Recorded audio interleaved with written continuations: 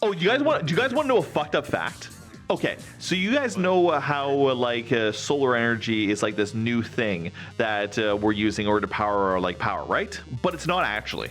So think about this, okay? The main ways that we get energy out of like our world, right, is either through burning fossil fuels, which is like coal, oil, stuff like that, right?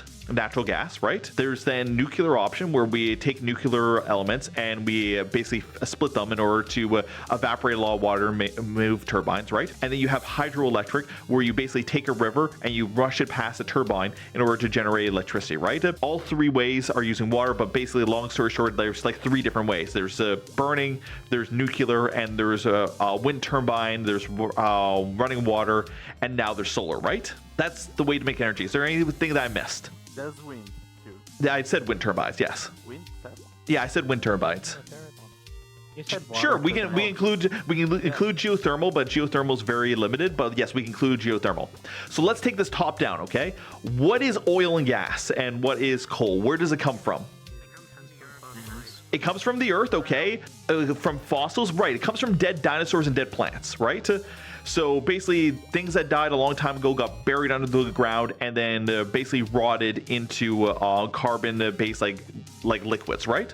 But all those animals were eating plants and were part of a food chain, and all the plants were supplied by sun energy originally, right? So long story short, carbon and all those like gases and coal and stuff that is all sun energy just converted by animals, right? So that's solar. All right, let's talk about nuclear fission, right? That's uranium. We literally just talked about how uranium is made, right? By a collapsing star, right? Right. Okay, so that's solar. Okay, let's talk about wind turbines. How does the wind move? By the Changing temperatures, right? How do we change the temperatures on Earth? With the sun. Okay, so now we have the last one, which is hydro, okay? How does the water get to the top of the mountain in order to flow down the mountain to flow into the river to move the turbines? By the sun. It evaporates. Yes, so the water goes down to the bottom of the hill, it evaporates to go to the top of the hill, and it comes back down the head. All energy we use in the entire fucking world is solar energy. It's not new. It's just we're using it directly now. Cars are solar already. They use gas, right? Gas is solar. It was just dead animals that ate the sun. I never thought about it like that. Yeah, it's just dead animals that ate the sun. Yeah. Boo, you're hurting my brain. You're welcome. We literally are perpetually just using solar energy. Dude, did you know there used to be radioactive elements in your watches? Yeah, so they used to use radium paint to make your watches glow in the dark, stuff like that. And there was hundreds and hundreds of these women that would paint the dials for Rolexes and stuff like that. Yeah, the radium girls, yeah. Yeah, so like getting nuclear items back in those that time period was generally easy because people didn't know the dangers of it. Like, have you ever heard about whatchamacallit? Oh, what's that screwdriver that was over, like, there's this like dome of doom or whatever, and they had a screwdriver in it, and if you ever like if it ever closed, you just die. What's that thing called? It was when they were first doing nuclear testing, stuff like that. They had this dome where they put a little bit of radioactive material, and if you close the dome, it would react so fast that it would... Yeah. Demon Core! Yes! Yes! Yeah, that. What's the name? Demon Core. So essentially, when they were first testing... Wait, that's real? Yeah, of course. What do you think was science fiction? I thought that was a stupid meme. No. So what the Demon Core was... Literally got like 100 people died. killed in like sea. Yeah, so when they were first tested, so what it is that when you take plutonium 239, right, and you seal it in a thing, the particles bouncing off it will do a chain reaction in which it will just nuclear explode. Okay, so what the Demon Core experiment was to basically like examine it and find out that point.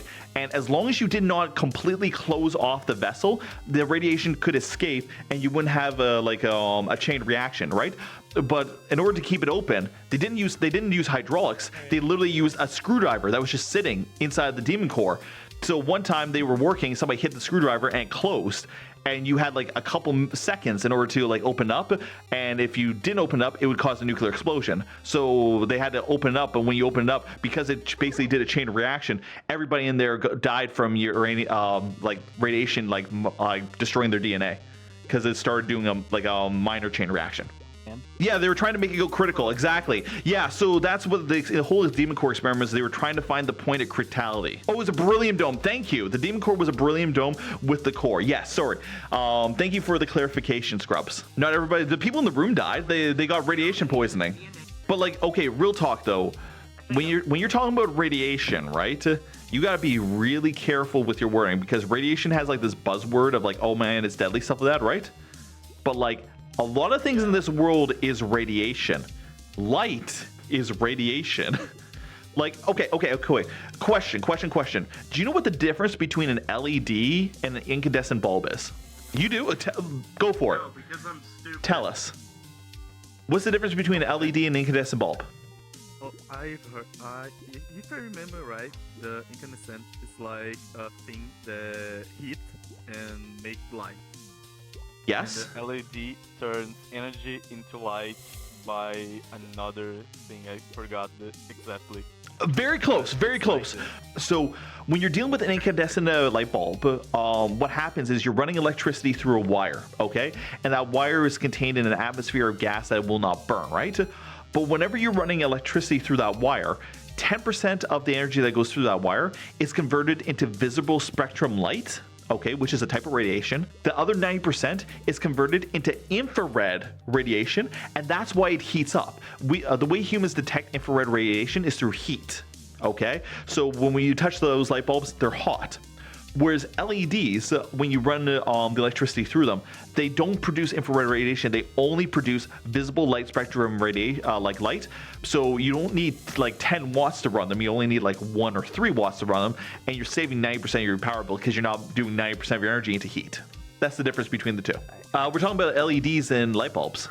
The thing about science, here's the thing about science, right?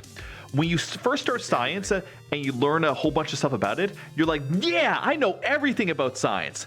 And then the further you go, That's your first mistake. You never know everything about science. well, here's the thing. And then you learn, Anything. well, then you learn a little bit more about science and you're like, oh shit, I don't know anything about science.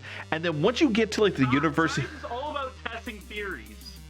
the word theory is very, very like touchy, okay? So, Scientific method. but to make a long story short, when you hit university level, you're just like, there is so much stuff to know about science that I could never possibly learn it all in one lifetime. I have to specialize in a direction in order to be able to observe and be able to use it actively. So that's why I went geology. Other people went chemistry. Other people went, and when we go to chemistry, you got like forensic chemists, you have carbon-based chemists, you have inorganic and organic-based chemists. Like I did most of my chemistry inorganically. Organic chemistry is a whole different thing because your cells are fucking weird.